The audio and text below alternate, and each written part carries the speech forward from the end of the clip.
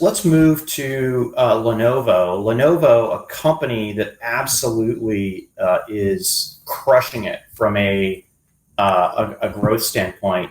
So years ago, Lenovo bought the assets of IBM's server and networking business and a little bit of storage that was in there. And Kirk Skaugen, ex-Intel leader, has been there for nearly 6 years, which I just consider a complete turnaround. I mean, some highlights. They were actually profitable right after years of losing money.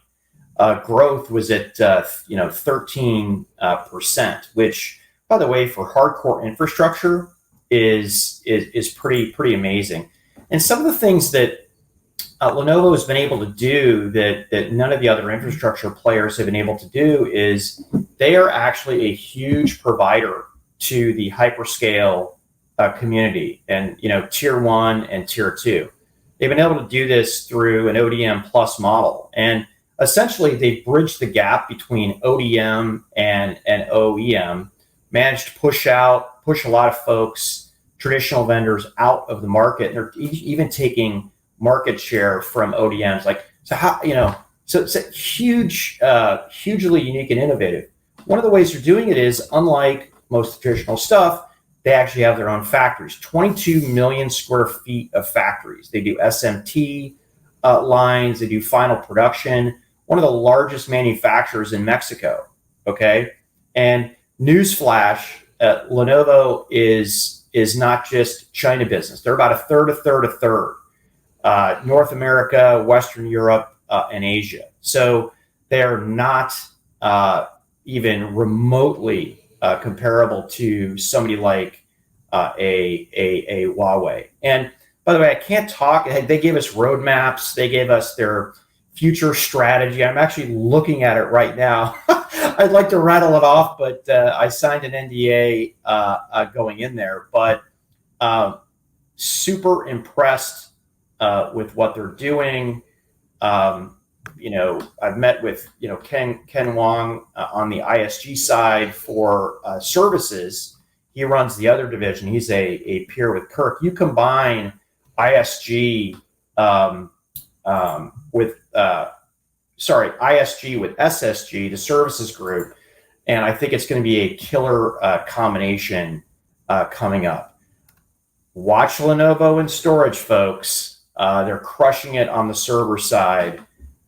Just wait till what you see in storage. Yeah, Pat, you got to use your NDA as a cheat sheet to not have to say too much, but to tease everybody that there's a lot going on. What I like about Lenovo is that they're in so many different things, but they're not, it's like they are not ever me too, yet at the same time, they're extraordinarily good at finding their niche. Yeah. I had a really interesting conversation with a journalist yesterday about their TrueScale, for instance.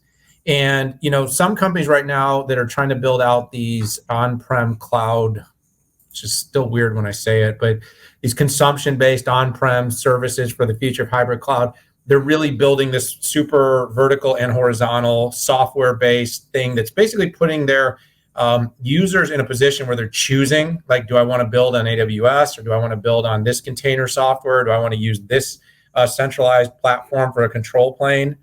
Because, as we see hybrid cloud come together, all these pieces, software has always ruled the roost. This is where VMware's had such a great advantage for such a long time. For instance, is VMware has handled all the virtualization for basically every enterprise on the planet for the longest time. And even though Tanzu's been a mediocre product and again, this is more what I'm hearing. I don't use it every day. Just that's opened the door for things like OpenShift.